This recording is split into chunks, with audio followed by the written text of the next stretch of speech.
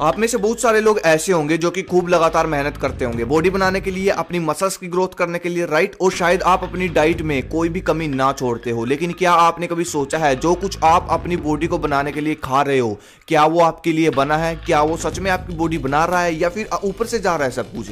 ये तो नहीं कि आपका खाना खाने का तरीका गलत हो और वो सब आपकी बॉडी में डाइजेस्ट ना हो रहा हो। बहुत सारे सवाल खड़े होते हैं जो कि स्वाभाविक भी है। इस वीडियो में मैं आपको डाइट नहीं बल्कि डाइट का तरीका बताऊंगा, जो कि सबसे इंपॉर्टेंट चीज है। अपनी बॉडी को तगड़ा बनाने के लिए जो लोग सबसे ज्यादा पीते हैं वो है दूध।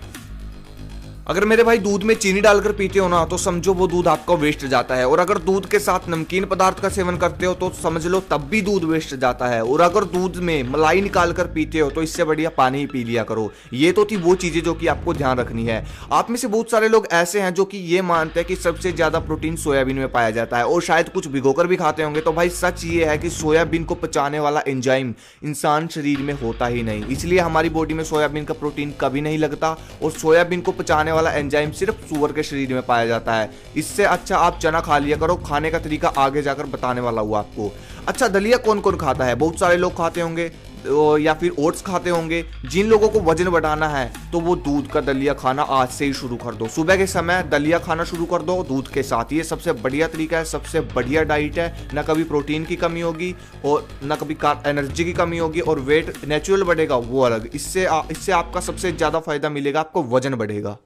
ऐसे ही अगर आप अपनी बॉडी का साइज बढ़ाने के लिए केला खाते हो तो भाई केला दूध के साथ खाया करो, ऐसे मत खाया करो, या फिर शेक बनाकर पिया करो। अब जो सबसे इंपॉर्टेंट चीज मैं आपको बताने वाला हूं, अगर आप वर्कआउट करते हो तो ये बात तो आप जानते हो कि अपनी मसल्स की ग्रोथ के लिए, साइज बढ़ाने के लिए आपको प्रोटीन की भरपूर मात्रा में जरूरत पड़ती है, राइट। और अगर आपकी प्रोटीन की कमी पूरी नहीं होती तो आपकी मसल्स का डेवलप होना, यानी कि बड़ा होना, मसल्स का गेन होना बहुत मुश्किल हो जाता है। लेकिन डोंट वरी, जैसा कि मेरी वीडियो का टॉपिक है ना कि बस खाने का तरीका आना चाहिए, आपकी डाइट अपने आप पूरी हो जाएगी। ये बात सच है। अगर आप मूंग दाल और चने को एक साथ भिगोकर खाते हो 50-50 ग्राम करके तो बेस्ट है सबसे, और भाई कम से कम 20 से 25 ग्राम प्रोटीन तो इसी में से मिल जाता है ना। इंटरेस्टिंग चीज इसके पीछे का रीजन ये है कि एक प्रोटीन में 8 अमीनो एसिड होते हैं, जो कि जरूरी नहीं है कि एक ही में हो, वो हम मिक्स करके बना सकते हैं। इसलिए अगर हम दालों को मिक्स करके खाते हैं तो हमको 2 गुना ज्यादा प्रोटीन मिलता है। लेकिन इस चीज के बारे में हमको बताया नहीं जाता, इसलिए आज से ही इस नियम को बना लो कि सुबह उठकर सबसे पहले भीगे हुए चने और मूंग दाल का सेवन करना है।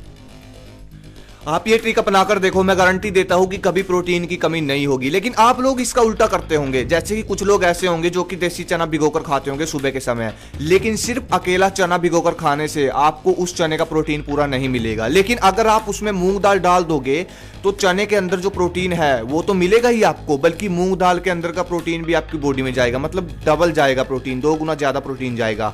अब एक और सबसे इंटरेस्टिंग चीज बताऊंगा।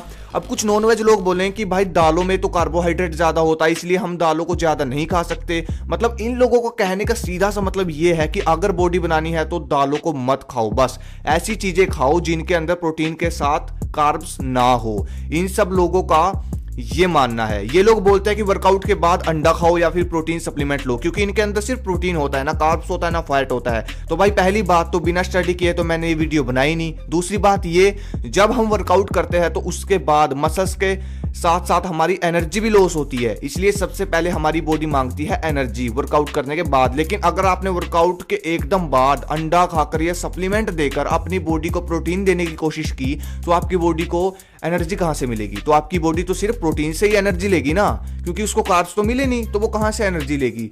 तो अगर आपकी बॉडी को कार्ब्स नहीं मिले तो आपकी बॉडी सिर्फ प्रोटीन से एनर्जी ले लेगी। तो मसल्स आपके कैसे बनेंगे खुद बताओ, क्योंकि प्रोटीन तो एनर्जी के रूप में खर्च हो गया ना। तो भाई अगर आप वर्कआउट के बाद दाल और चना खाओगे तो इनके अंदर कार्ब्स भी मिल रहे हैं और प्रोटीन तो भरपूर मात्रा में है। और क्या चाहिए आपको? कार्ब्स आपकी बॉडी को एनर्जी देंगे और प्रोटीन आपकी मसल्स को बिल्ड करेगा। ये है पूरा प्रोसेस। लेकिन कुछ नेगेटिव लोग हमको नॉनवेज कैटेगरी में डालना चाहते हैं ताकि हम खोखले हो जाएं। भाई अभी तो मैंने नॉनवेज चीजों का पूरा सच आपको बताया भी नहीं, और अगर आपको मेरी इस दी गई जानकारी पर भरोसा नहीं ना तो भाई सर्च कर लेना और कोई भी न्यूट्रिशन से रिलेटेड बुक पढ़ लेना, उसमें पक्का ये जानकारी मिलेगी आपकी। बाकी आपकी चॉइस है भाई। अब अगली जो चीज आती है वो भाई ये कि जब भी आप भोजन करते हो तो भोजन के साथ कम से कम 40 से 50% कच्चा भोजन ऐड करें। आप सलाद भी खा सकते हो और इसके साथ साथ भोजन का नियम भी याद रखें। भोजन हमेशा चबा चबा कर खाए, डाइनिंग टेबल पर या खड़ा होकर ना खाए, बैठकर खाए, धरती पर बैठकर खाए। और हमेशा पानी का नियम भी याद रखे, भोजन के 1 घंटे बाद और 1 घंटे पहले ही पानी पिए। ये नहीं है कि एकदम गट लिया और बीच में पी लिया, नहीं, ये आपके लिए नुकसान है, आपके पाचन तंत्र को बिल्कुल ठप कर देगा। ठीक है, ये चीज़ आज से ही बंद कर दो, चाय पीना बंद कर दो।